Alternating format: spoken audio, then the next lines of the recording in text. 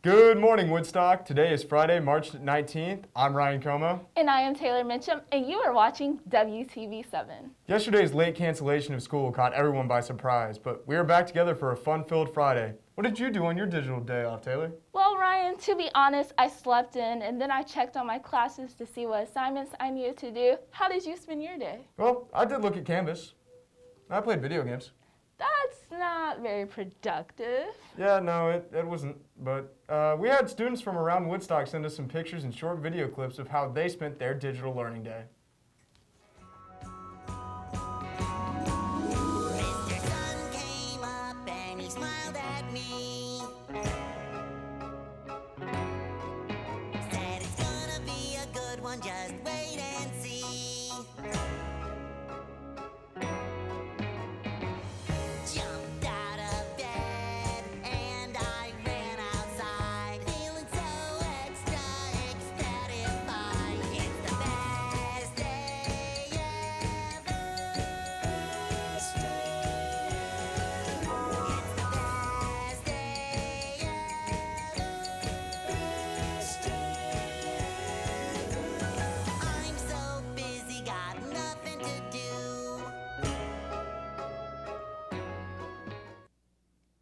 Hey Woodstock, I'm Alex Manser and I am here to introduce this week's Wolverine of the Week, Bryce Jones, a freshman here at Woodstock who went on a trip a few years ago and then was invited to do a TED Talk about his experience and what he learned.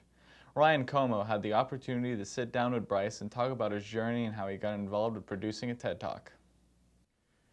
What's up, Woodstock? I'm Ryan Cohen. Today, I got the chance to talk to Bryce Jones, a freshman here at Woodstock who got to do a TEDx talk. Bryce, how did you get into doing a TEDx talk?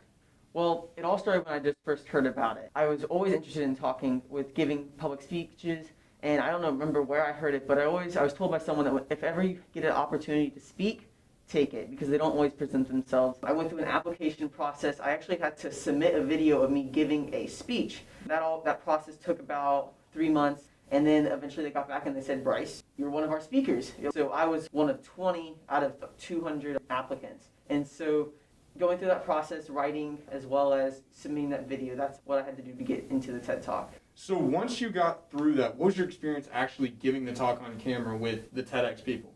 With COVID and everything, our TED Talk actually got pushed back until a year later. So I never actually gave it in person. I submitted a video online of me giving a TED Talk. And it was a really great experience. So in your TED Talk, you talk a lot about the disconnection that people have due to technology or how fast-paced life is. And you come up with this idea at such a young age. How does that happen? How do you think of that as a 7th grader going on this journey and then seeing that? When we were on the Camino de Santiago, you really don't have any connections because you really just don't have Wi-Fi. And even if I wanted to, I was forced to disconnect from my phone, from social media, and to talk in person with these people that I had never met before. I found when everyone is disconnected from the past or from social media that we really connect. People share things that they said they'd never shared before with people back home. It's just this weird trust that you get with those that were there. You talk about reflection too and how this time like away from technology is so enriching. How often do you think people should do that? I think people should do it as much as possible. It's hard trying to do it here because it's not just you that has to disconnect, the other person does as well. If they're sucked into it, they can't really give you their true selves. Well, there you have it, Woodstock. I'm Ryan Comeau, and now back to the anchors.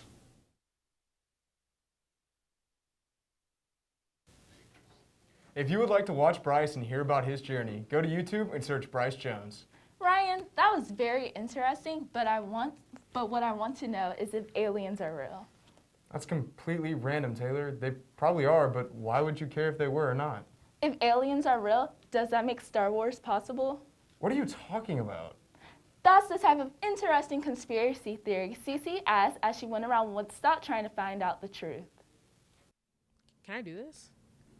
What's up, Woodstock? It's Cece Madar from WTV7, and we're here to ask you what conspiracy theories you believe in the most. Well, I believe that Elvis is still alive, out there somewhere hiding. Who knows? Anywhere. The Mandela effect, because like the Dash and the Kit Kat and the Berenstain Bears, you can say it like different ways, I guess. No, he can't be dead. I mean, The grave, when he died, looked fake, like super fake. Cheese it. I mean, just the way the body looked, it looked fake, like it was planned or played. So Elvis could still be out there, and we just don't know. What's the question again? Bernstein and Berenstain. I'll probably say flat Earth because I've not been shown otherwise. Oh, the Berenstain Bears. What is it called?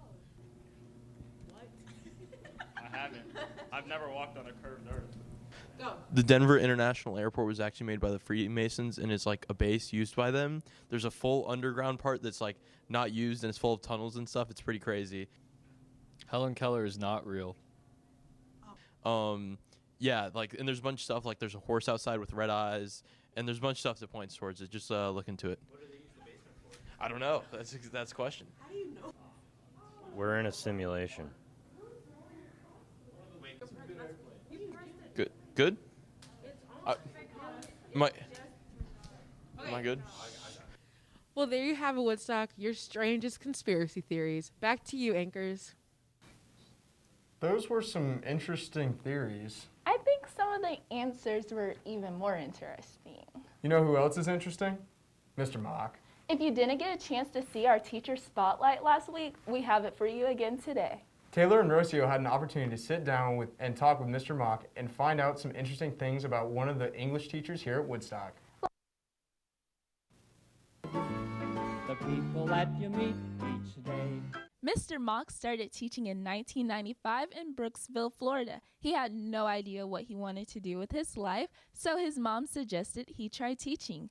26 years later, he is still doing what he was called to do, and he just so happened to stumble into his passion. As far as the best part of teaching, honestly, it's just my ability and my opportunity to work with students and to help them be able to think for themselves.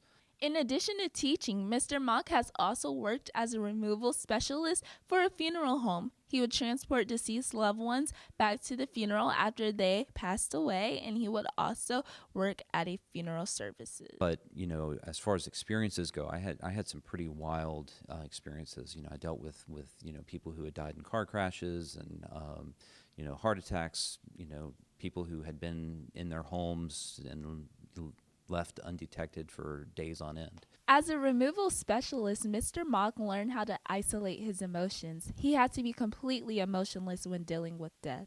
He found a love for helping people, especially while they are in a time of need. Mr. Mock plans to continue teaching up until retirement, but once he retires, he will likely return to working at a funeral home and work himself into an employee discount one day. There you have it, Woodstock. You've learned a little bit more about one of your favorite Woodstock High School literature teachers. Back to you, anchors. Thank you for that look at Mr. Mock. He seems like a good teacher. Yes, he is. He has some funny stories to tell about working at a funeral home. Well, this morning, Mr. Mock is probably thinking about the boys' soccer team's upcoming game against Alpharetta. It's Friday night, and the boys' soccer team plays a tough region opponent at 7:55 here at home against Alpharetta. Diana Hernandez had an opportunity to get some footage of the boys in action. Let's give it a look. And don't forget to come out and support the team.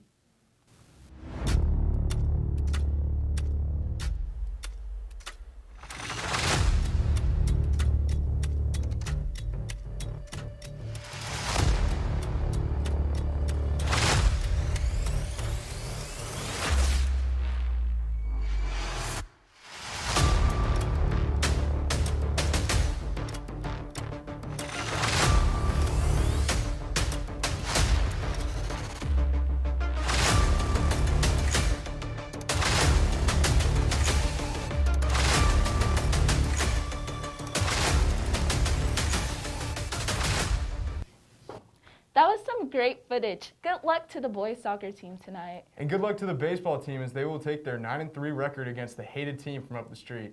First pitch is at 5:55. If you're not at the soccer game, you need to come out and support our baseball team. Before we finish, I have to give a shout out to Coach TL and the girls basketball team for making the state championship. They came up a little short, but they had an amazing season. Congratulations to the whole team for an amazing effort, and we look forward to next year. Well, that's all we have for today, Woodstock. Make it a great day and have a great weekend.